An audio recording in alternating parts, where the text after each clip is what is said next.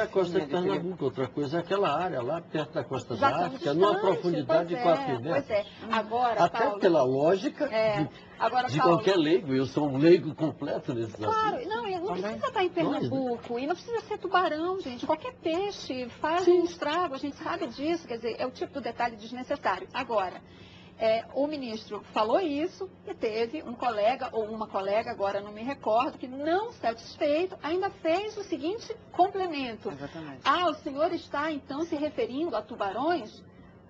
É o tipo da pergunta também desnecessária, e aí eu faço aqui em nome dos colegas também a culpa. A gente também, às vezes, perde a noção, né, do bom senso. Precisa perguntar sobre esse tipo de detalhe. O ministro já não estava sendo mais do que claro, até muito mais do que o necessário. Então, acho que às vezes a gente também perde, sabe? E não são só as autoridades. Nós, jornalistas, também erramos. Agora, um outro tema que tem sido muito abordado, sobretudo pela imprensa estrangeira, é a nossa voracidade pelas informações, que nos tem levado, assim, a tratar com absoluto pouco caso a dor das vítimas. Dança pelo furo, pela informação exclusiva, por uma declaração qualquer mais impactante daquelas pessoas que iam chegando ali ao aeroporto. Inclusive, nós temos uma matéria aqui que eu queria mostrar. Essa matéria da RTP, que a gente vai ver aí agora.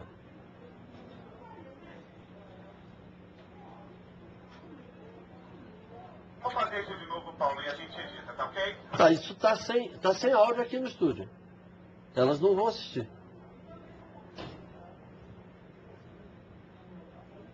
Precisa corrigir isso, né? Botar áudio. Botar áudio. Atenção, vou te dar o vai, tá? Tá, vai ter áudio aqui, Kaique? Tem áudio sim, foi tudo testado, mas agora deu errado. Porque Murphy existe.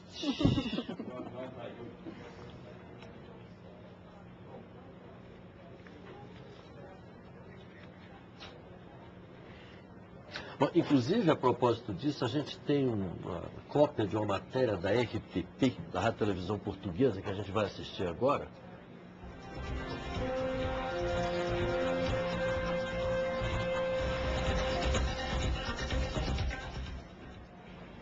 No aeroporto internacional do Rio de Janeiro, o desespero e a angústia instalaram-se junto dos familiares. Ao contrário do que aconteceu em Paris, não foi garantida a privacidade dos familiares dos passageiros, como relata o correspondente João Pacheco de Miranda. Um absurdo no meio de uma tragédia. A mãe e tia de passageiros do Airbus acidentado é positivamente esmagada por uma horda de jornalistas.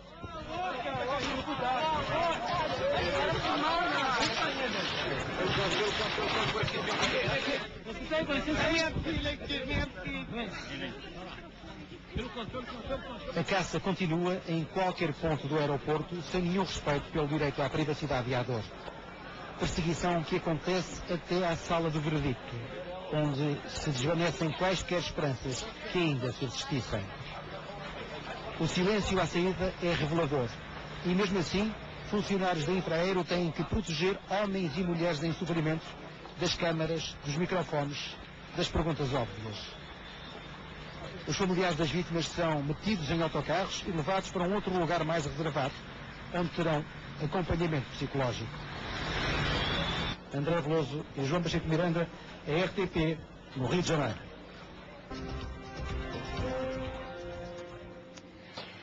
Pois é. O que dizer, Cristina? Acho que não é jornalismo isso. Não tem nenhuma notícia nesse tipo de imagem. Não tem notícia. A gente imagina o que podem se interessar as pessoas. É o que até ele porque fala, nós viajamos. que os funcionários da Infraero têm que proteger os parentes das perguntas óbvias, né? Porque essa hora, o que você vai perguntar para um parente? Acho que mesmo você... Porque mesmo nas faculdades de comunicação, e eu sou professor de uma delas, uma das primeiras coisas que a gente diz, olha, perguntas óbvias não, pelo amor de Deus. Como é que a senhora está se sentindo? Eu acho que essa matéria devia passar, você devia levar para os seus alunos, passar na faculdade para eles aprenderem o que eles não devem fazer. Esse tipo de abordagem, realmente, você não vai conseguir informação nenhuma, informação relevante nenhuma, só serve para uma coisa, para piorar a imagem que as pessoas têm de nós jornalistas, né? Que nós somos vistos assim como uns bichos, né? Você pode reparar em filme, né? Ou em novela, toda vez que aparece um jornalista, eu olho e digo assim, aparece estereótipo, mas é que fica, né, para as pessoas. E eu olho e digo assim, poxa, mas eu não sou assim, eu não trabalho assim, né? E eu quero crer que a maioria também não trabalha, mas tem uma turma que trabalha assim mesmo, mas como a imagem que a sociedade está tendo. É mais ou menos admitível uma corrida dessas quando se trata de celebridades, aí do mundo do cinema, do mundo da moda, etc. Exemplo, de vez em quando a gente vê essa maluquice. Alguém que tem uma informação, eu acho que assim, alguém que tem uma informação absolutamente relevante, por exemplo, um delegado de polícia, você está cobrindo um crime, precisa de uma informação. Agora, assim, eu acho que em geral esse tipo de abordagem você não deve fazer nunca. De jeito nenhum. No meio dessa confusão você nem consegue apurar nada importante. Mas às vezes tem até situações em que você entende a ansiedade do repórter em buscar uma informação. Agora, numa situação como essa, isso devia ser terminantemente proibido. É um absurdo aquela senhora no início, sufocada por repórteres. É vergonhoso.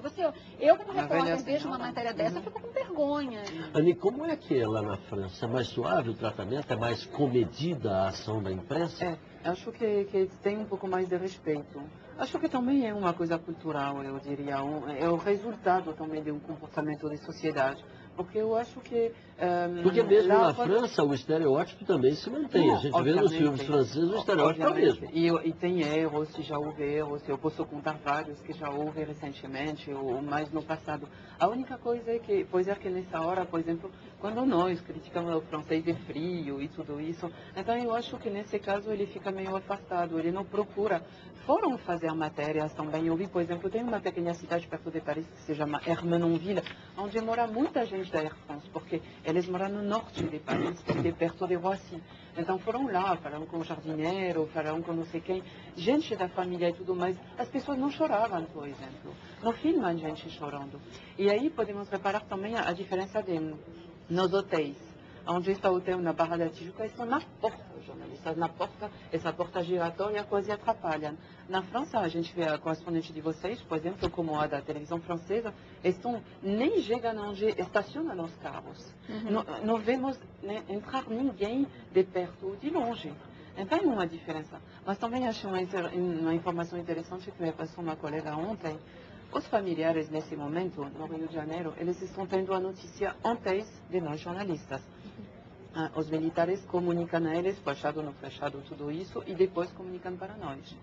Tem familiares que passam por celular as notícias para os jornalistas antes dos outros saberem todos ao mesmo tempo.